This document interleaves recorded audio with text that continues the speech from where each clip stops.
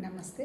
మనం భగవద్గీతని ప్రస్తుత పరిస్థితుల్లో తేలికగా ఎలా శ్రవణం చేసుకొని, తర్వాత దాన్ని అర్థం చేసుకొని, తర్వాత దాన్ని మననం చేసుకొని, ఎలా సత్యం అంటే ఆ స్థితిలో ఉంటూ, ఎలా సత్యం ఏంటి, అసత్యం ఏంటి అనేటువంటి విషయాన్ని గ్రహించడంగా మనం మాట్లాడుకుంటున్నాము అంటే కూడా శ్రవణం చేసుకుంటున్నాము. ఏంటి అసలు నిజంగా చెప్పాలంటే భగవద్గీత చెప్పింది. నాట్ ఓన్లీ భగవద్గీత కాదప్పా, ఏ పరమాత్మ తత్వం విషయానికి వెళ్ళినా రెండు చెప్తారు. ఏంటంటే ఒకటేమో ప్రవృత్తి మార్గం, రెండు నివృత్తి మార్గం.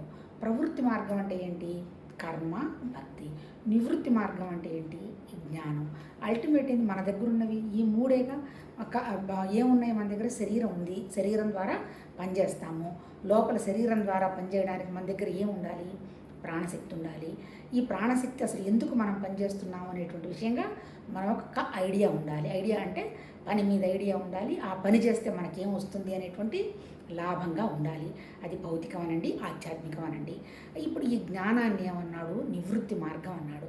అంటే ఏంటి? ఇప్పుడు మూడు కూడా ఏంటి? ఇప్పుడు నిజంగా చెప్పాలంటే భగవద్గీత చెప్పింది ఏంటి? ఆ పరమాత్మ తత్వంలో మన మహానుభావులు, మన ఋషులు, మన జ్ఞానులు, వాళ్ళు ఎన్ని వేల సంవత్సరాల నాడో లక్షల సంవత్సరాల నాడో మనకు తెలియదు, కానీ స్క్రిప్ట్ వచ్చిన తర్వాత కాన్సెప్ట్ ఏంటంటే రాసినది తెలియకుండా ఉన్నటువంటి ఒక శక్తి అయితే ఉన్నది. అంతే కదా, మనకే తెలుస్తోంది కదా. లోపల నేను ఆహారం తీసుకుంటున్నాను, దాన్ని ఎవరు డైజెస్ట్ చేస్తున్నారు? 100% బ్రహ్మాండమైన పర్ఫెక్ట్ హెల్త్ ఉంటుంది, సడన్గా బ్రీతింగ్ ఆగిపోతుంది. కారణం ఏంటి? తెలియదు. అంటే ఏంటి? ఒక శక్తి, ఒక జ్ఞానం అనండి, ఒక శక్తి అనేది మనకు తెలియకుండా ఉంది. అలాగే పెళ్లి చేసుకుంటారు, కొంతమందికి పిల్లలు వెంటనే కలుగుతారు, లేకపోతే కొంతమంది వద్దనుకుంటారు. అవన్నీ తీసి పక్కన పెట్టేస్తే ఆ లోపల ఉన్నటువంటి ఆ ప్రాసెస్ని ప్రొటెక్ట్ చేస్తున్నది ఏంటి? ఎక్కడో తెలియకుండా ఒక శక్తి ఉన్నది. మన ఋషులకు అందింది కూడా అంతే, వాళ్ళు అర్థం చేసుకుంది కూడా ఆ శక్తి ఉన్నది, మాకు అనుభవానికి వచ్చింది అన్నారు. అంతే కదా. ఎవరి అనుభవాలను ఎవ్వరం ట్రాన్స్ఫర్ చేయలేము, ఎవరి అనుభవం వాళ్ళదే అని ఆ మహర్షులు చెప్పారు. కాకపోతే ఏంటి, నాకు వాళ్ళు ఇంకా చెప్పింది ఏంటి? పాపం ఆ మహానుభావులు ఎప్పుడైతే మనకి మానసికంగా, శారీరకంగా, ప్రాణ స్థితుల్లో దుఃఖం లేదనుకో, అప్పుడు మాత్రమే మనం హయ్యెస్ట్ ఏంది అని విచారణ చేస్తాం. అంతే కదా. నాకు ఒక సమస్య ఉంది, 24 గంటలు నేను ఆ సమస్యలో నుంచి ఎలా బయటపడాలా అని ఆలోచిస్తాను, కానీ నా చేతిలో ఏమీ లేనప్పుడు అంతా నువ్వేననేదో ఎవరి దగ్గర నన్ను అడగడమో లేకపోతే భగవతత్వం అని అడగటమో చేస్తాం. కానీ సాధ్యమైనంత వరకు మన మనస్సు దాని మీదకే వెళుతూ ఉంటుంది. ఏది? ఒక మనుషులతో మనకి ఇబ్బంది వచ్చినా, లేదంటే ఒక వస్తువుతో మనకి ఇబ్బంది వచ్చినా ఆ సమస్య గురించి ఆలోచించుకుంటూ ఉంటాం. ఇక్కడ భగవద్గీతలో చెప్పింది ఏంటి? దుఃఖం ఉన్నవాళ్ళు, సంతోషంగా లేనివాళ్ళు, శాంతిగా లేనివాళ్ళు ఎప్పుడు కూడా భగవతత్వం గురించి ప్రయత్నం చేయటం కష్టం అంటాడు. ఎందుకు కష్టం? వాళ్ళు ఇప్పుడు అన్నిటికీ మూలం ఏంటి? వాళ్ళు చెప్పిన జ్ఞానం అన్నారు. జ్ఞానశక్తి, క్రియాశక్తి, ప్రాణశక్తి అన్నారు. జ్ఞానశక్తి, క్రియాశక్తి, ఇచ్ఛాశక్తి అన్నాడు. ఇచ్ఛ ఎక్కడుంది? కోరిక తీర్చుకోవటానికి మెటీరియల్ ఎక్కడుంది? మన జ్ఞానశక్తిలో ఉంది. జ్ఞానశక్తి అంటే ఏంటి? మళ్ళీ అల్టిమేట్ ఎంత తిప్పి చెప్పినా ఉన్నది మన మనస్సు. మళ్ళీ మనసు అంటే అర్థం ఏంటి? మనసు, బుద్ధి, చిత్తం, అహంకారం అన్నాడు. మనసన్నా, బుద్ధన్నా, చిత్తం అన్నా మళ్ళీ ఆలోచనలే. అహంకారం, అహం అంటే నేను అనేటువంటి జ్ఞానాన్ని అహం అనుకోవచ్చు. అహం అంటే ఏంటి? జ్ఞానమే, అంతకంటే వేరే ఏం లేదు. కారం అంటే ఏంటి? అహంకారం అంటే మన దగ్గర ఉన్నటువంటి వ్యవహారం. ఇప్పుడు మనం ఏం చెప్పాడు? నిజంగా అల్టిమేట్గా భగవద్గీత, నాది అనేటువంటి అహంకారం పోతే తప్ప నువ్వు కంప్లీట్గా సంతోషంగా, సుఖంగా ఉండడం కష్టం అన్నాడు. అంటే ఇప్పుడు చెప్పిన భగవద్గీత చెప్పనండి, లేకపోతే ఇంకా మన ఋషులు చెప్పినా, ఏం చెప్పినా ఈ నాది అనేటువంటి శరీరం అనేది ప్రకృతిలో నుంచి వచ్చింది. ఇది జస్ట్ తాత్కాలికం, ఇది వచ్చింది, ఉంటుంది, వెళ్ళిపోతుంది. దీని లక్షణం ఏంటి? 24 గంటలు మార్పులు జరుగుతూ ఉంటుంది. మారకుండా ఉన్నటువంటి ఒక జ్ఞానశక్తి అంటే ఏంటి? శక్తి అంటే నీకేం కనపడదు. ఆ వండర్ఫుల్ అయినటువంటి శక్తి సర్వత్రా ఉన్నది, మనలో కూడా ఉన్నది. కాకపోతే ఏంటి? మనం తయారు చేసుకున్నటువంటి అనవసరమైనటువంటి జ్ఞాపకాలు మన చిత్తంలో ఆలోచనల రూపంలో నిక్షిప్తమై ఉన్నాయి. ఆ చిత్తంలో ఉన్నటువంటి నీ జ్ఞాపకాలకు అనుగుణంగానే నీకు కోరిక కలుగుతుంది. కోరిక కలిగిన వెంటనే సంకల్పం కలుగుతుంది. ఈ సంకల్పం రైటా రాగానే నీ మనసు విచారణ చేస్తూ ఉంటుంది. ఈ చేసే క్రమంలో 24 గంటలు దాని గురించి మనం ఆలోచిస్తూనే ఉంటాము. అంతే కదా. ఎవరు సొల్యూషన్కి రాం కదా, సమస్య గురించి ఆలోచిస్తాం. అబ్బా నిజం చెప్పాలంటే భగవద్గీత చెప్పింది దేవుడి గురించి కాదు, నాకు ఇప్పుడు 14వ చాప్టర్ ఆల్మోస్ట్ ఆల్ ఎండ్కి వచ్చింది. కేవలం మన గురించే చెప్పింది. మనమంటే 800 కోట్ల మంది మానవ జాతి ఎలా హాయిగా బతకాలి, ఎలా లైఫ్ని తీర్చిదిద్దుకోవాలి, ఎలా సంతోషంగా ఎక్స్ప్రెస్ చేయాలి ఆనందాన్ని అనేటువంటి విషయాన్ని భగవద్గీత చెప్పింది. ఇప్పుడు ఇక్కడ ఏం చెప్పింది అంటే సమస్య ఏంటి? నాది నాది అనేటువంటి అహంకారం. అది ఇవన్నీ మళ్ళీ ఎక్కడున్నాయి? అన్నీ ఆలోచనలే. ఆలోచన అంటే నిరాకారం. అదే ఆలోచనని ఒక్కసారి మనం టర్న్ చేసుకొని ఇదంతా ప్రకృతే, ఇవన్నీ ఈ 3 గుణాలు ఇవన్నీ కూడా వచ్చిందంతా నిరాకారమైన దాంట్లోనేంచే నేను కూడా ప్రకృతే. అందుకని ప్రకృతి ఏం చేస్తున్నా, ప్రకృతి అంటే మళ్ళీ మన మనస్సు ఏం చేస్తున్నా, ఏం ఆలోచన చేస్తున్నా దాని గురించి పెద్దగా నువ్వు ఆలోచించాల్సిన అవసరం లేదు అని దాన్ని ఇండిఫరెంట్గా ఉన్నావు అంటే దాన్ని ఉదాసీనత అన్నారు. దాంట్లో వేలు పెట్టకుండా ఉన్నావు అంటే, మనసులో ఏ టెన్షన్ లేకుండా నువ్వు ఉన్నావు అంటే సాక్షితత్వంలో ఉన్నట్టు. అదే ఆనందం అని చెప్పాడు. ఇంకా చెప్పిందేంటి?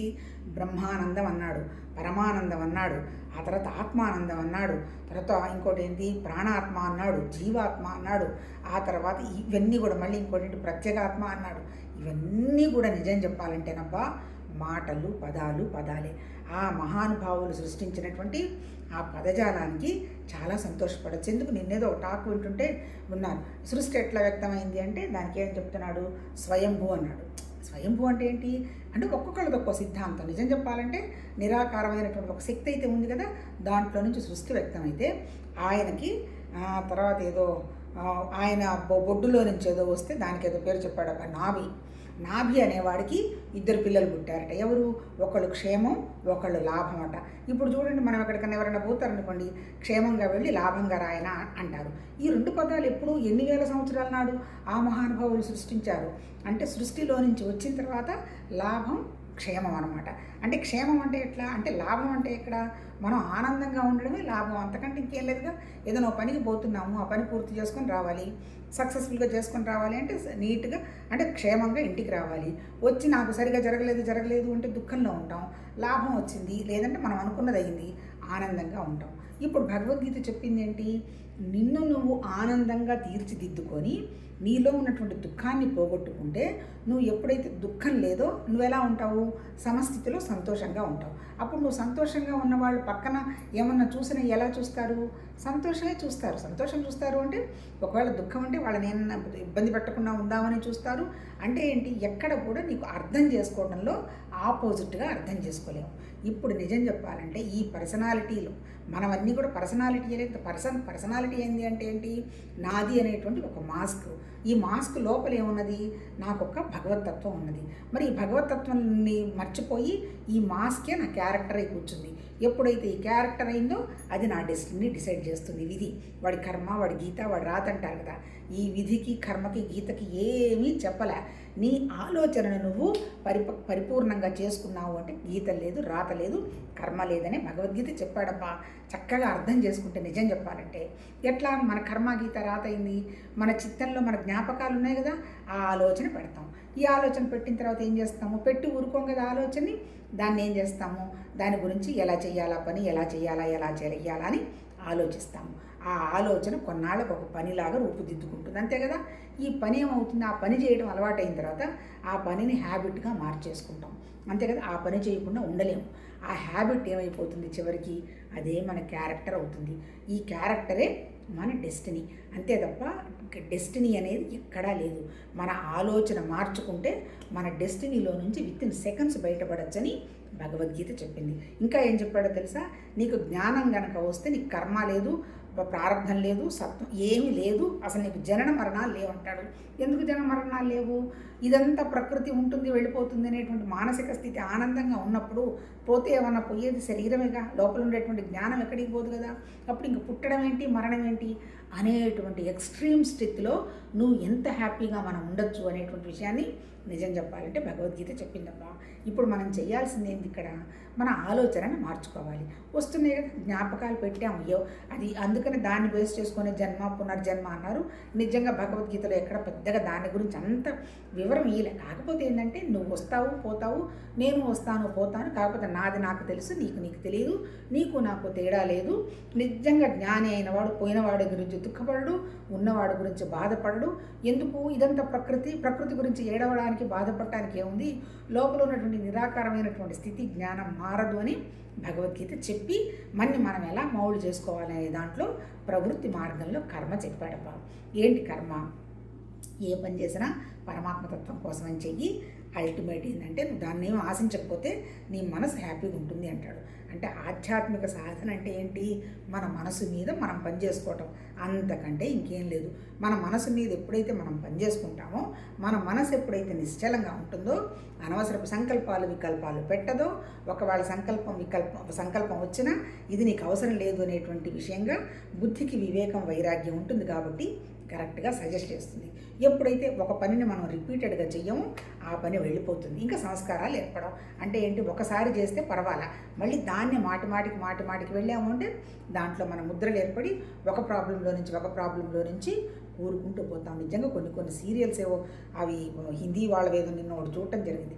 చాలా మంచి పిల్లవాడు, ఏమి పవర్ గురించి కోరిక లేదు, ఆ తర్వాత డబ్బు గురించి కోరిక లేదు, చాలా సాధారణ సింపుల్ లైఫ్ జీవిద్దామని అనుకున్న చోట ఒక చోటకు తీసుకెళ్ళి మర్డర్ లేనా ఎన్ని రకాల దిగజారుడు జరిగిందో అన్ని రకాలు జరిగిపోయింది. దానికి కారణం ఏంటి? ఆలోచనని ఆ టైంలో తిప్పుకోలేకపోవడం. జరిగి ఉండొచ్చు ఒక మిస్టేక్, దాంట్లో నుంచి బయటికి రావచ్చు. కానీ అలా రావాల్సినటువంటి అవకాశం మనకు లేకపోతే అప్పుడు మనం గురువులో లేకపోతే ఏదన్నా మనం నమ్మచ్చు. ఇప్పుడు ఇక్కడ అల్టిమేట్ ఏంటి? అన్నిటికీ మూలమైంది మన చిత్తంలో ఉన్నటువంటి జ్ఞాపకాలు. ఈ జ్ఞాపకాలు నన్ను సంతోషంగా తీసుకెళ్తున్నాయా, లేదంటే తాత్కాలికంగా నాకు సంతోషం ఇస్తుందా, లాంగ్ రన్లో దీనికి ఉపయోగం ఉందా లేదా అని వచ్చినటువంటి సంకల్ప వికల్పం చేస్తున్నటువంటి మనసుకి బుద్ధి స్టాంప్ వేయాలి. అంటే బుద్ధి అంటే ఏంటంటే డిసైడ్ చేసే శక్తి బుద్ధికి ఉంది. మళ్ళీ ఇవన్నీ ఎక్కడున్నాయబ్బా? అన్నీ మన దగ్గరే, స్ట్రక్చర్ ఒకటే, కానీ వాటి ఫంక్షన్స్ తేడా అంటే మళ్ళీ ఉన్నది ఆలోచనలేగా. చిత్తము ఆలోచనలే, జ్ఞాపకాలు ఆలోచనలే, మనం చేసేది మనం లోపల వేస్తున్న ఐడియా ఆలోచనే, కాకపోతే మన శరీరం ద్వారా వ్యక్తం చేస్తున్నాం. ఇప్పుడు భగవద్గీత చెప్పింది ఏంటి? కర్మని నిష్కామ కర్మంగా చెయ్యి, మనసుని సమాధి స్థితిలో ఉంచి నీ ఇంద్రియాల మీద పట్టు సంపాదించి ఒకే పాయింట్కి రా. మూడోది ఏంటి? భక్తి. ఇప్పుడు ఇక్కడ మనం అర్థం చేసుకోవాల్సింది ఏంటి భగవద్గీతలో? భక్తి అంటే ఏంటి? ప్రేమబ్బా. ఇప్పుడు నాకు సంతోషంగా ఉండాలి, నేను హ్యాపీగా ఉండాలి, నాకు సత్యం ఏదో తెలియాలి అనే ఆలోచన మనకు వస్తే కదా మనం హ్యాపీగా సుఖంగా ఉంటాము. కానీ అలా రాదు కదా. ఎందుకు రాదు? మనకు దుఃఖం ఉన్నప్పుడు ఏంటి, వాటిలో నుంచి బయటపడాలనేటువంటి ఆలోచనలే మనిషి చేస్తూ ఉంటాడు. కానీ ఇంకోటి ఎందుకు చేస్తాడు? డబ్బు అంటే విపరీతమైన ఇష్టం, డబ్బు సంపాదించడం నాకు కష్టం అని ఎవరన్నా అంటాడా? ఎవరు అనరు. నాకు ఎప్పుడు 10-15 years బ్యాకే ఒక ఆవిడతో మాట్లాడుతుంటే నాకు అసలు చాలా వండర్ఫుల్ అనిపించింది. అదేంటంటే వాళ్ళు ఎందుకు అనవసరపు విషయాలుగా దుఃఖపడతారు, చిన్న విషయంగా బయటికి రావచ్చు అంటే వాళ్ళు అది కోరుకోవటం లేదు అంటుంది. అంటే ఏంటి? నేను పీస్గా ఉండాలి, నేను సుఖంగా ఉండాలి, హ్యాపీగా ఉండాలని నేను కోరుకోవాలి కదా. ఏం కోరుకుంటున్నాను నేను? అక్కడికి పోయి బోర డబ్బులు వస్తాయి, ఇక్కడ పోతే 4 ఇళ్ళు ఉంటే వస్తాయి, లేకపోతే నాకు పేరు ప్రతిష్టలు ఉంటే వస్తాయి అనేటువంటి ఏరియాలో తిరుగుతున్నప్పుడు నువ్వు అల్టిమేట్కి ఎలా వెళ్తావు? అల్టిమేట్కి వెళ్ళాలి ఏంటంటే భౌతికంగా ఉన్నటువంటి విషయాలన్నీ చాలా క్యాజువల్ అని నీ మనసులో పిసరంతా కూడా వాటి మీద దుఃఖపడకుండా, గర్వపడకుండా, లేదా గొప్పపడకుండా క్యాజువల్గా సహజంగా చూస్తూ ఉన్నప్పుడు మాత్రమే అది సాధ్యమవుతుంది అన్నట్టు చెప్పటం జరిగింది. ఇప్పుడు మనం ఏం మాట్లాడుకుంటున్నాము? ఒకటోది అర్జునుడు విషాద యోగం అన్నాడు. విషాదం దేనికి? నాది అనేది విషాదం. నాది ఎలా పోగొట్టుకోవాలి భగవద్గీత చెప్పింది. ఎట్లా? కర్మని పద్ధతిగా చేసుకో, పరమాత్మతత్వం అనుకొని యజ్ఞంలాగా చెయ్యి, నీకోసం చేసుకోవాకు. తర్వాత ఏంటి? సరే మనసు అన్నాడు, తర్వాత వీటన్నింటి బుద్ధి, ఆ తర్వాత ఏంటి? భక్తి. నిజంగా చెప్పాలంటే ఇక్కడ మనం ఇప్పుడు ఏం చదువుకుంటున్నాము?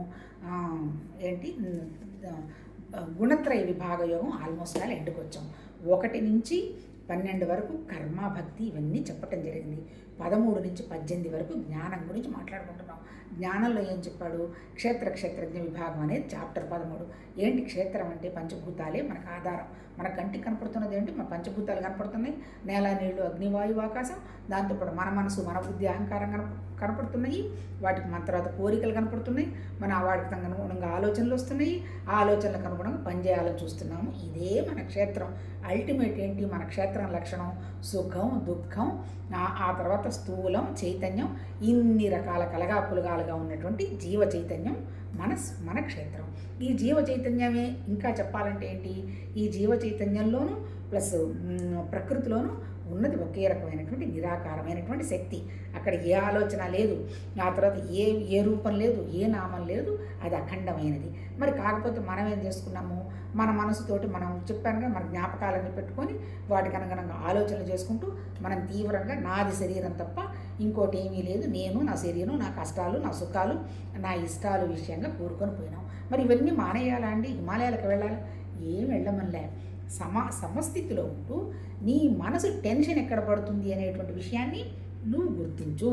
నువ్వే గుర్తించాలి, ఎవరు గుర్తించరు. నా మనసు దేనికి పరుగులు పెడుతుంది, పైకి మాట్లాడుతున్నాను, లోపల ఏమన్నా టెన్షన్ పడుతున్నానా లేదని ఎవరు వచ్చి చెప్తారు? బాగా మాట్లాడుతుంది అనుకుంటారు కదా.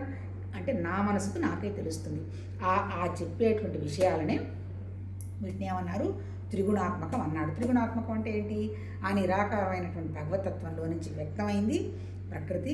ఆ ప్రకృతి ఎందుకు వ్యక్తమైంది? ఇప్పుడు సృష్టి ఉంటే బాగుంటుందనేటువంటి ఒక కోరికతో వ్యక్తమైంది. ఎప్పుడైతే డిఫరెంట్ అయిపోయిందో ఆ నిరాకారమైన శక్తితోటి ఒక భయం క్రియేట్ అయింది. దాంతోపాటు 3 గుణాలు వచ్చిపడ్డాయి. ఏంటి? సత్వతమ రజోగుణాలు. సత్వం అంటే మనసు, రజో అంటే ప్రాణము, తమో గుణం అంటే శరీరం. ఇప్పుడు నేనే శరీరం అని కనుక అనుకున్నాను అంటే ఎలా పనిచేస్తాను? ఎంత మోసం చేసైనా సంపాదించాలి, ఎవరినైనా చంపడానికైనా నాకు ఇబ్బంది లేదు, ఆ తర్వాత నాకు అసలు ఆలోచన లేదు, ముందు చూపు లేదు. ఇది తమో గుణ లక్షణాలు. తర్వాత రజోగుణం ఏంటి? ఏదో చెయ్యాలి పొందాలి అని ఒకదాని తర్వాత ఒకటి మీరు ఎప్పుడన్నా అబ్జర్వ్ చేయండి. ఒక పనితో ఆగరు, ఎన్ని పనులు చేసుకుంటూ పోతారు. ఆ చేసుకున్న క్రమంలో ఆశ రావాలి అని లోభంతో దుఃఖపడుతూ ఉంటారు. ఇక సత్వగుణం వాళ్ళు ఉన్నారు, ఇది ఇక్కడైంది, ఏదో తెలుసుకుందాము, ఏదో భగవతత్వం ఏదో ఉందో, ఏదో ప్రశాంతంగా ఉండాలని మళ్ళీ అక్కడ కూడా దానికి అతుక్కొని పోతారు. ఇప్పుడు మన భగవద్గీత చెప్పింది ఏంటి? ఈ 3 గుణాలు ఉంది ఎక్కడ? మళ్ళీ మనసే, ఆలోచనలే కదా. వీడి స్వభావం అసలు మంచిది కాదండి, వీడి దరిద్రపు గుణం అండి అంటాడు. గుణం ఎవడన్నా కనపడుతుందా కంటికి? లోపల ఉన్నటువంటి మన స్వభావం అంటే మళ్ళీ మన ఆలోచనలే. మన ఆలోచనలను పర్ఫెక్ట్ చేసుకుంటే ఈ 3 గుణాలను దాటి ఉన్నటువంటి నిరాకారమైనటువంటి స్థితికి నువ్వు వెళ్ళడం జరుగుతుంది అనేటువంటి విషయంగా ఈ 3 గుణాల గురించి, 3 గుణాలంటే ప్రకృతిలో వచ్చినటువంటి మొత్తం మన ఎంటైర్ భగవద్గీతే కాదు, వేదాంతం మొత్తం చెప్పింది 3 విషయం మీదనే. ఎన్ని కాన్సెప్ట్స్ ఉన్నా సత్వతమ రజోగుణాలు, సృష్టి స్థితి లయ, ఆ తర్వాత జాగృతావస్థ, స్వప్నావస్థ, సుషుప్తి, ఆ తర్వాత ఎగ్జిస్టెన్స్, తర్వాత ఏంటి సృష్టి, బ్రహ్మ విష్ణు మహేశ్వర్లు అన్నారు కదా. తర్వాత ఇంకోటి ఏంటి, మళ్ళీ బ్రహ్మాండం, ఆ బ్రహ్మాండంలో వచ్చే విరాట్, ఆ తర్వాత విరాట్ తర్వాత అంతర్యామి తర్వాత హిరణ్యగర్భ. ఏది? ప్రపంచ సృష్టికి వ్యక్తం కావడానికి. తర్వాత జగత్తు, జీవుడు, ఈశ్వరుడు. మళ్ళీ మన సృష్టికి వచ్చేసేసి సృష్టి ఏంటి? స్థూల శరీరం, సూక్ష్మ శరీరం, కారణ శరీరం. సూక్ష్మం అంటే మన ప్రాణం, మన మనసు. స్థూలం అంటే మన శరీరం. ఎందుకు వచ్చాము? కారణం తెలియదు, అజ్ఞానం. మరి సృష్టి ఎందుకు వ్యక్తమైంది? పని లేదు అక్కడ కూర్చొని ఈ పంచభూతాలు, ఈ మనసు, బుద్ధి, అహంకారం చేసి ఎందుకు ఈ మనుషులు ఇబ్బంది పెట్టడం? దానికి వాళ్ళు ఏమన్నారు? అసలు సృష్టి ఎవరు చేశారు?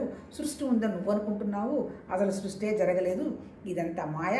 కాకపోతే మాయను నువ్వు అనుకోవట్లేదు, ఇదే సత్యం అనుకొని అజ్ఞానంతో గోలగోల పడుతున్నావు. అందుకని సృష్టి ఉండని, ఇది ఉండదు ఎట్లానో మనకు తెలిసిపోతుంది కదా. మాయ అంటే మెజర్ చేయబడేది. 60 ఏళ్ళు వచ్చాయి, బ్రహ్మాండంగా ఉంటే ఇంకో 10 ఏళ్ళు, లేదు ఇంకా బ్రహ్మాండంగా ఉంటే ఇంక 20 ఏళ్ళు, లేదు 1,00,000 సంవత్సరాలు. తర్వాత 1,00,000 సంవత్సరాలు బతికిన కృతయుగంలో వాళ్ళందరూ ఏమైనారు? ఆ తర్వాత 60,000 సంవత్సరాలు పరిపాలించాడు దశరథ మహారాజు, ఏమైనాడు? తర్వాత శ్రీకృష్ణుడు, మన కృష్ణ భగవాన్, ఆయన జీవత్వం తీసుకొని తర్వాత పరమాత్మ స్థితిగా మనకు బోధించడం జరిగింది కదా. ఆయన ఏమైనాడు తర్వాత? అంటే ఏంటి? ప్రకృతి అనేది అంతా నశించేదే. బ్రహ్మ విష్ణు మహేశ్వరులతో సహా అంతా ప్రకృతే. ప్రకృతి కానిది ఏంటి అంటే నిరాకారమైనటువంటి జ్ఞానం. అది ఉండడం, ఇది మనసుకు కానీ, బుద్ధికి కానీ, చిత్తానికి కానీ అది అందదు. దాన్ని గ్రహించే శక్తి లేదు, చూడడానికి అక్కడ రూపం లేదు. కాకపోతే ఆ శక్తి ఉందనేటువంటి విషయంగా మనం అనుభవానికి తెచ్చుకోవచ్చు. ఎప్పుడు అనుభవానికి తెచ్చుకుంటావు? నాకు ఆ శక్తి అనుభవం రావాలి, నాకు సత్యం తెలియాలి, ఈ భౌతికంగా ఉన్నవన్నీ ఉంటున్నాయి, వస్తున్నాయి, వెళ్ళిపోతున్నాయి, ఇవన్నీ నాకేం పని లేదు అనేటువంటి విషయంగా వాటికి సంబంధించిన విషయం పిసరంత కూడా నీ మనసుకు దుఃఖంగా లేనప్పుడు అప్పుడు నువ్వు విషయాన్ని అర్థం చేసుకొని సత్యాన్ని గ్రహించి, ఓహో ఇదంతా సాక్షి నేనే కదా అనేటువంటి విషయంగా రావడం జరుగుతుంది. అది నిరాకారమైన శక్తి నీ దగ్గరే ఉందనేటువంటి విషయంగానే భగవద్గీత మనకి చెప్పింది. మరి ఆ స్థితికి మనం రావాలంటే మనం తయారు చేసుకున్నటువంటి నాదే శరీరం అనే భావం పోవాలి, అజ్ఞానం పోవాలి.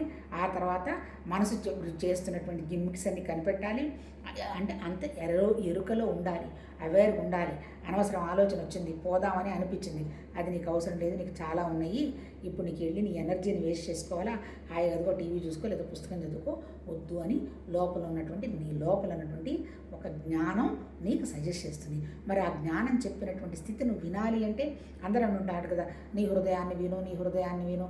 ఏంటి హృదయాన్ని వినేది? హృదయాన్ని వినాలి అంటే నీ మనసుకు ఉన్నటువంటి గడబిడలన్నీ తగ్గిపోయినప్పుడు, నువ్వు చేస్తున్న ప్రతి పని ఇది అవసరమా అనవసరం అనేటువంటి విషయం వచ్చినప్పుడు నువ్వు సంతోషంగా, అంటే నువ్వు మనసు సంతోషంగా దుఃఖం లేకుండా ఏ కోరిక లేకుండా ఉన్నప్పుడు నీ ద్వారా జరుగుతున్నది ఏదన్నా సరే పరమాత్మతత్వం వ్యక్తపరచడం పోతూ ఉంటుంది. ఆ విషయానికి రావాలి అంటే భౌతికంగా ఉన్నదంతా రామలీల, కృష్ణలీల, జస్ట్ నాటకం అనే ఆ మహానుభావులు చెప్పారు. ఇంకోటి ఏదో కూడా నిన్న ఒక పదం మళ్ళీ నిన్న కూడా చెప్పినట్టున్నాను, వాళ్ళదంతా కూడా అభినయం, అంటే నాటకం జరుగుతోంది. ఆ నాటకం అనేటువంటి విషయాన్ని గ్రహించటమే మన అనుభవం. మనం గ్రహించిన తర్వాత మనం కూడా ఇదంతా నాటకం అనే నాటకంలో పాత్రలు వేస్తూ ఉంటాం. లోపల మాత్రం 100% ఈ ప్రపంచానికి సంబంధించిన ఏ విషయాల్ని అట్రాక్ట్ చేసుకోకుండా మన స్వరూప స్థితిలో మనం ఆనందంగా ఉంటాం. స్వరూపం అంటే ఏం లేదు, పరమాత్మతత్వమైనటువంటి నిరాకారమైన శక్తి.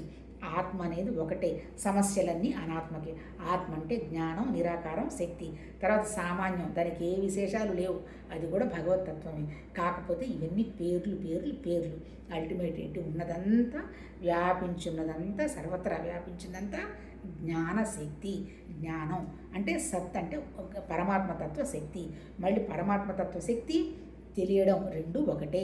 సత్ చిత్, చిన్న విషయాలకు రెండు ఆనందపడు సంతోషపడుతున్నావా, ఉండడము నువ్వు సంతోషపడటం, సత్ చిత్ ఆనందం. ఏంటి?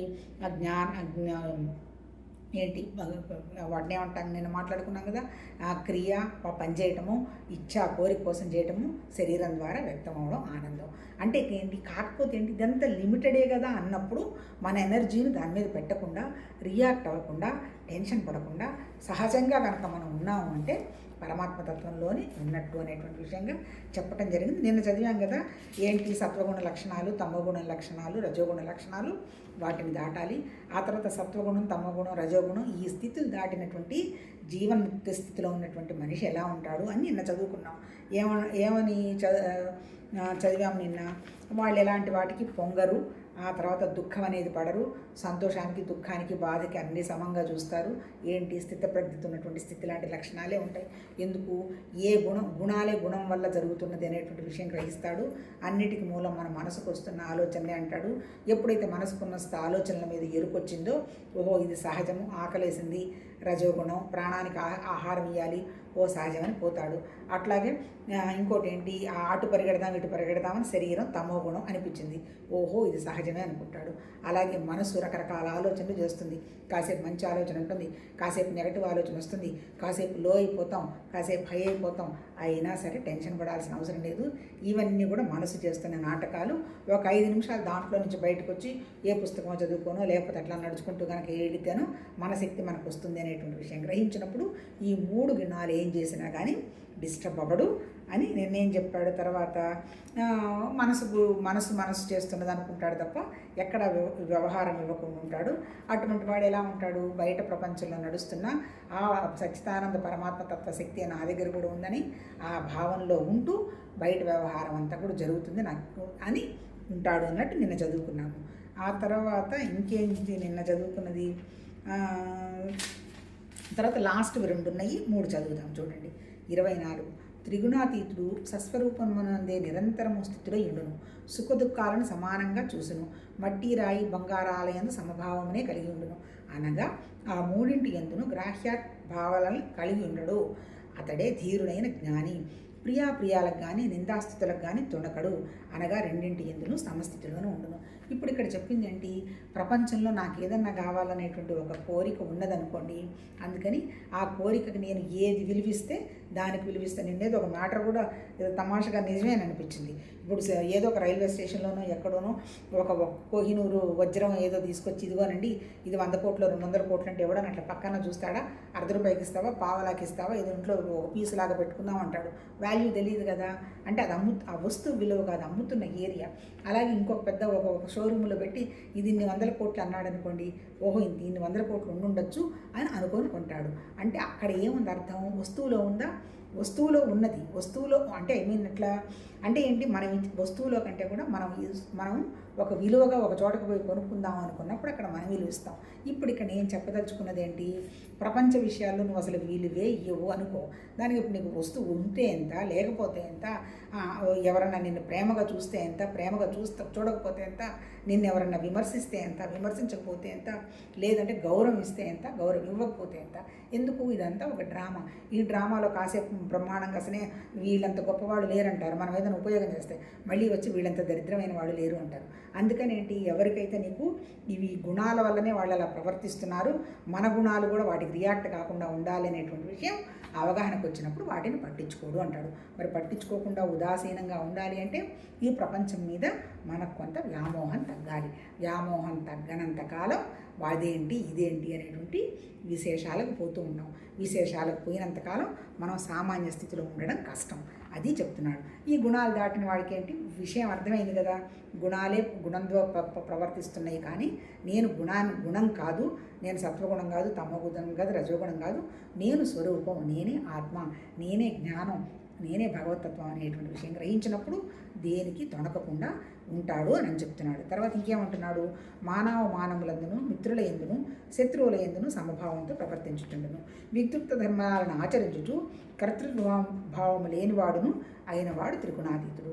మానాలను అంతే కదా, లాభం ఏదైనా వచ్చింది, గౌరవించలేదు, నాకు ఇవ్వాల్సింది ఇవ్వలేదు, టెన్షన్ వస్తుంది. అసలు నేనేం నీ దగ్గర నుంచి ఆశించట్లేదే బాబు, నాకు అసలు నీ మీద కంప్లైంట్ లేదు, ఎక్స్పెక్టేషన్ లేదు, నాకేం అక్కర్లేదు అన్నప్పుడు ఇంకా మనకి ఎవరితో ఏం పని ఉంటుంది, ఏం ఉండదు. అప్పుడు కాకపోతే ఏంటంటే మనకి శరీరం భగవతత్వం మనకు ఒక శరీరం ప్రసాదించింది కదా, శరీరంలో మనం ఉన్నాం కదా, ఈ శరీరంలో మనం ఆహారం తీసుకుంటున్నాం కదా, మనసు ఆలోచన చేస్తుంది కదా, అందుకని సంతోషంగా సమస్తత్వ స్థితిలో ఆనందంగా ఉంటూ పరమాత్మతత్వం ఇచ్చినటువంటి పనులని ఎటువంటి నేనే చేస్తున్నాను అనేటువంటి భావం లేకుండా చెయ్యమంటాడు. అల్టిమేట్ ఏందబ్బా, అలా చేస్తే ఇంకా మనసుకి టెన్షన్ ఏముంది. ఇప్పుడు ఇంతసేపు చెప్పింది ఏంటి, మన మనసుని మన హాయిగా ఉంచుకోవటమే సుఖం. ఎప్పుడైతే మన మనసు మనకి హాయిగా ఉంటుందో, సుఖంగా ఉంటుందో అప్పుడే శాంతి. ఎప్పుడైతే మనం శాంతిగా ఉంటామో ఎవరైనా అశాంతిగా ప్రవర్తించినా వాటికి మనం రియాక్ట్ కాకుండా ఉంటాం. అల్టిమేట్ ఏంటి, మనం వచ్చింది అన్నిటికంటే మనకి ముఖ్యమైనది మన మనశ్శాంతి.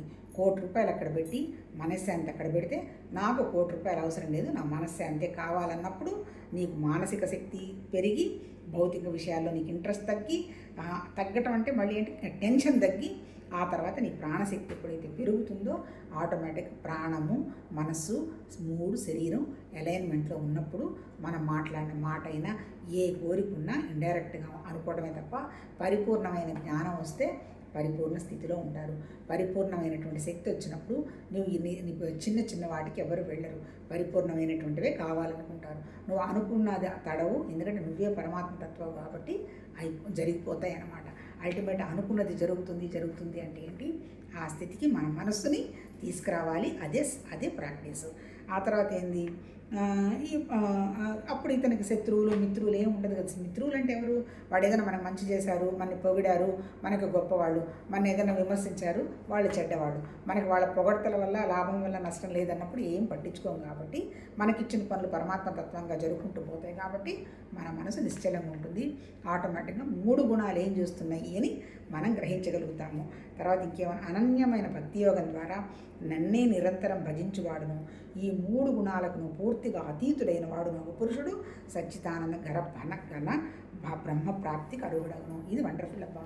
అంటే ఏంటి, అనన్య భక్తి అన్నాడు. అసలు నిజంగా చెప్పాలంటే ప్రేమ భక్తి అన్నీ ఒకటే కదా. ఏంటి ప్రేమ, నిరాకారమైనటువంటి పరమాత్మ తత్వంలో నుంచి సృష్టి వ్యక్తమైంది. అంటే మనకి కంటికి కనపడుతున్న ప్రతిదీ భగవతత్వంలో భాగమే. అప్పుడు నేను ఎలా ఉండాలి, ప్రతిదాన్ని నేను భగవతత్వ భావమే అనేటువంటి విషయంగా గౌరవంగా ప్రేమగా ఉండాలి. అది అనన్యభక్తి అంటే. అనన్యభక్తి అంటే ఏంటి, అంటే నాలో ఉన్నది భగవతత్వమే, అక్కడ ఉన్నది ఇక్కడ ఉన్నది అనేటువంటి భగవతత్వంలో ఉన్నప్పుడు అప్పుడు వాడు ఆటోమేటిక్గా ఏమైపోతాడు, 3 గుణాలు దాటిపోతాడుగా. ఇప్పుడు మనం ఏ స్థితిలో ఉన్నాము, ఇతను మంచివాడు ఇతను చెడ్డవాడు అంటాము. రండి రండి రండి, వీడు చాలా మంచివాడు, ఎన్నో గుళ్ళు కట్టాడు, ఆ తర్వాత వీడు ధ్యానం గినం చేస్తారు రండి, లేదంటే ఇదిగో మావాడండి రండి అని పిలుస్తాము. అంటే ఈవెన్ సత్వగుణంలో కూడా. అలా రజోగుణంలో ఏంటి, ఏదైనా మనకి లాభం చేసుకొచ్చి ఏదైనా ఇచ్చినాడు, అప్పుడు మనం ఎంతసేపటికి ఏంటి తెచ్చుకోవటం అలవాటు, ఇచ్చుకోవడం అలవాట్లేదు. ఆహా రండి రండి రండి మంచిదని అంటాము. అలాగే తమో గుణంలో ఉంటాడు అంటే ఈ 3 గుణాలు కూడా ఏంటి, నాకు ఏదన్నా భగవతత్వం అంటే ఏంటి, ప్రేమ చూపించటం, ఇవ్వటం పరమాత్మతత్వ లక్షణం. జీవత్వ లక్షణం ఏంటి, నాకు అది కావాలి ఇది కావాలని కోరుకోవటం. లోభం, మోహం, మదం, మాశ్చర్యం ఇవన్నీ కూడా తమోగుణ లక్షణాలు. మరి ఇప్పుడు నీకు ఈ 3 గుణాలు దాటాలంటే ఏంటి, మార్గం ఏం చెప్తున్నాడు, ప్రేమ ఒక్కటే మార్గం అంటాడు. దేని మీద ప్రేమ, భగవతత్వ సృష్టి మీద ప్రేమ, భగవతత్వం మీద ప్రేమ. అంటే ఏంటి, నీ కంటి ముందు కనపడుతున్నది ప్రతిదీ పరమాత్మతత్వంలో భాగమైనటువంటిగా అనగా చూసుకుంటూ పోయినామంటే అటువంటి వాడు పరబ్రహ్మ పరమాత్మతత్వ స్థితికి అర్హుడవుడు అంటాడంటే అప్పుడు వాడు 3 గుణాలు దాటుతాడు. ఈ 3 గుణాలు వాడు పట్టించుకోవడానికి, నేను కూడా చిన్నప్పుడు ఈ బాబాలు ఇవన్నీ పెద్దగా అంతగా ఎగతాళిగా ఉండేది. ఎందుకంటే మేము కొంచెం హ్యూమనిజం ఉన్నటువంటి విలేజ్లో పుట్టినాం. అక్కడ అసలు వాళ్ళకి ఏం భక్తి లేదు. అంటే భక్తి లేదు అంటే ఇన్ ది సెన్స్ అంత ఖగోళ శాస్త్రం భూగోళ శాస్త్రం వరకు అంత అవగాహన ఉన్నా అంటే కొంచెం ఇదంతా మూఢత్వం అన్న భావాల్లో ఆ రోజుల్లో ఒక మనకి ఇండిపెండెన్స్ వచ్చినటువంటి తర్వాత పీరియడ్లో ఉన్నట్టున్నారు. ఆ భావాలు ఇన్సెప్ట్ చేశారు కాబట్టి అక్కడ ఉన్నప్పుడు మాకు కూడా వాళ్ళు మాట్లాడే మాటలు అవన్నీ చూసి ఈ భక్తులేంటి, బాబాలేంటి, ఇతను ఇంత తప్పులు చేశాడు కదా, అక్కడికి వెళ్ళాడు కదా అని అంటారు. నిజంగా ఆ స్థితికి ఉన్నవాడికి, ఈ 3 గుణాలు దాటిన వాడికి వీడు పాపి, వీడు పుణ్యము, వీడిదని ఏం ఉండదు. వాళ్ళ ఆలోచనలు జ్ఞాపకాలకు అనుగుణంగా పాపం వాళ్ళ ఆలోచనలను ఆపుకోలేక వాళ్ళ ద్వారా ఆ పనులు జరుగుతాయి తప్ప ఈ సృష్టిలో అసలు ఎవ్వరూ చెడ్డవాళ్ళంటూ లేరు. చెడ్డ మంచి లేదు, మా తర్వాత తక్కువ ఎక్కువ లేదు, ఉన్నదంతా భగవతత్వంలో భాగమే అనేటువంటి భావం ఎవరికైతే ఉంటుందో వాడు ప్రతి చోట అల్టిమేట్ ఏంది ఇక్కడ చెప్పడం, కాన్స్టెంట్ రిమెంబరెన్స్ అని చెప్తున్నాడు. నువ్వు ఏది చూడు, ఏది మాట్లాడు, ఏది విను, ఏది తిను, అంతా పరమాత్మతత్వం అనేటువంటి భావస్థితిలో అనన్య భక్తిలో ఎవరైతే ఉంటారో వాళ్ళకి ఈ 3 గుణాలు దాటిపోతారు అంటాడు. అంటే ఎప్పుడు దాటిపోతాడు ఆ 3 గుణాలు, పరమాత్మతత్వం తప్ప నాకు ఇంకేమీ అవసరం లేదు అనేటువంటి భావనలో ఎవరైతే నిలబడతాడో వాడు చూస్తాడు, వింటాడు, మాట్లాడతాడు, 24 గంటలు ఆ తత్వంలో ఉంటాడు. కాబట్టి ఈ 3 గుణాలు అతన్ని ఇబ్బంది పెట్టవు. అప్పుడు మాత్రమే అంటే అర్హత అంటాడు. అంటే అర్థం ఏంటి ఇక్కడ, లాస్ట్లో చదివి మాట్లాడుతుంది. ఏలనన అట్టి శాశ్వత పరబ్రహ్మకును అమృతమత్వమునకు సనాతన ధర్మానికి అఖండ ఆనందాన్ని నేనే ఆధారం. ఇప్పుడు చివరికి ఏం చెప్తున్నాడు, నేను ఒక రూపంలో ఉన్నాను, నేను స్వర్గానికి తీసుకెళ్తున్నానని ఏమన్నా ఇక్కడ చెప్పాడా, ఏమీ లేదు. అఖండమైనటువంటి ఆనంద పరబ్రహ్మ స్వరూపుణ్ణి నేను. అంటే ఏంటి, ఆనందం తప్ప ఈ సృష్టిలో ఇంకొకటి ఏమీ లేదు. మరి నువ్వు ఆ స్థితికి ఎప్పుడు వస్తావు, నువ్వు కూడా ఆనందం అనేటువంటి విషయాన్ని గ్రహించినప్పుడు వస్తావు. నువ్వు ఆనందం అని గ్రహిస్తే అయిపోతుందా, నీ ఎదురుగా ఉన్నటువంటి ప్రతిదీ, ఇప్పుడు ఒక చెట్టును చూస్తాము, వండర్ఫుల్, అసలు ఏంటి క్రియేషను అంటే వండర్ఫుల్ వండర్ఫుల్ వండర్ఫుల్ అంటే ఆశ్చర్యం అనమాట. ఆశ్చర్యం ఎప్పుడు వస్తుంది, అబ్బా ఎంత అద్భుతంగా సృష్టించాడు. ఇప్పుడు ఒక్కొక్కళ్ళ ఆలోచనలు చూస్తున్నా అంతే. నేను ఏదో ఒక ఇంటర్వ్యూ విన్నాను, తను మిలిటరీలో ఉండి వచ్చి చేసినట్టున్నాడు, ఎంత వండర్ఫుల్లో అంటే ఏంటి అసలు అంటే మన ఆర్మీ ఎట్లా వర్క్ చేస్తుంది, ఇది కాకుండా రాని ఏజెన్సీ ఎలా వర్క్ చేస్తుంది, వాళ్ళకి పాపం ఏమి లేదుట, దేశానికి పనిచేయాలి అనేటువంటి ఆలోచన తప్ప ఇంకొకటి లేదు అంటాడు. ఆ తర్వాత ఇంకొక విషయం కూడా చెప్తాడు, పుడుతూనే సేవ ఎలా చేయాలి అనేటువంటి విషయం నేర్పిస్తారట, తర్వాత ఎలా పంచుకోవాలి అని నేర్పిస్తారట, తర్వాత ఎలా డిఫెండ్ చేసి కాపాడాలి అని నేర్పిస్తారట. అంటే ఏంటి, రిలిజియన్లలో కూడా మనం ఎబో అవ్వడానికి మార్గాలు పెట్టున్నారనమాట. కాకపోతే అక్కడ మన మూఢాచారాలు, మళ్ళీ మన కోరికలు, మనవన్నీ కోసం చేసుకొని మళ్ళీ ఈ 3 గుణాలను అతుక్కొని ఉంటాం అంతే కదా. ఇప్పుడు గుడికి వెళ్తాం, ఎందుకు వెళ్తాం, కోరికని తీర్చుకోవడానికి వెళ్తాము, రజోగుణం. ఏం కోరికలు, అనవసరమైనటువంటి అజ్ఞానంతో ఉన్న కోరికలేగా, అవి ఏమైనా పర్మనెంటా, వాటి కోసం అది తమో గుణం. ఆ తర్వాత వెళ్ళిన తర్వాత హ్యాపీగా ఉంటుంది, దేవుడు నాకు ఏదో కరుణించాడు, నాకు వచ్చింది అని ఆనందం ఉంటాం, ఆ సుఖానికి అటాచ్ అయిపోతాం, మళ్ళీ ఇంకోసారి వెళదామని ఆలోచన చేస్తాం. అంటే ఏంటి, ఈ 3 గుణాలకు అతుక్కొని కూర్చొని ఉంటాం. ఇప్పుడు చెప్పింది ఏంటి ఇక్కడ, ఈ 3 గుణాలు ఎక్కడ అతుక్కున్నాయి, ప్రకృతిలో అతుక్కున్నాయి. ప్రకృతి అంటే ఏంటి, జడ ప్రకృతి, జీవ ప్రకృతి. జడ ప్రకృతి అంటే ఏంటి, పంచభూతాలు, మన మనసు, మన బుద్ధి కూడా ప్రకృతి అంటాడు అంతే కదా. ఎనస్థిషియా ఇస్తారు, మన మనసు పనిచేయదు, మన శరీరం పనిచేయదు, కానీ మన ప్రాణం ఉంటుంది. అంటే జీవ చైతన్యం మనతోనే ఉంది. అంటే ఇప్పుడు నేను మాట్లాడుతున్నాను అంటే జీవ చైతన్యం ఉండబట్టే. ఆ జీవ చైతన్యమే భగవతత్వ శక్తి. మరి ఆ జీవ చైతన్యాన్ని నువ్వు ఎలా ఉపయోగించాలి? నీకోసం వాడడం కంటే నీకు అంటే భౌతికంగా విషయమైనటువంటి ఆలోచనలు కనుక లేకపోతే ఈ జీవ చైతన్యం 3 గుణాలతోటి బంధించబడింది కాబట్టి జీవ చైతన్యంగా కనపడుతుంది. ఈ 3 గుణాలు కనుక దాటితే అది పరమానందమైనటువంటి బ్రహ్మానందమైనటువంటి భగవతత్వ చైతన్యం. ఆ భగవతత్వ చైతన్యం ఎవరో కాదు, మనమే. ఎప్పుడైతే మనం ఆ స్థితిలో ఉంటామో ఆనందం కోసం, సంతోషం కోసం ఎక్కడికో వెళితే వస్తుందనేటువంటి విషయంగా మనం పరిగెత్తాం.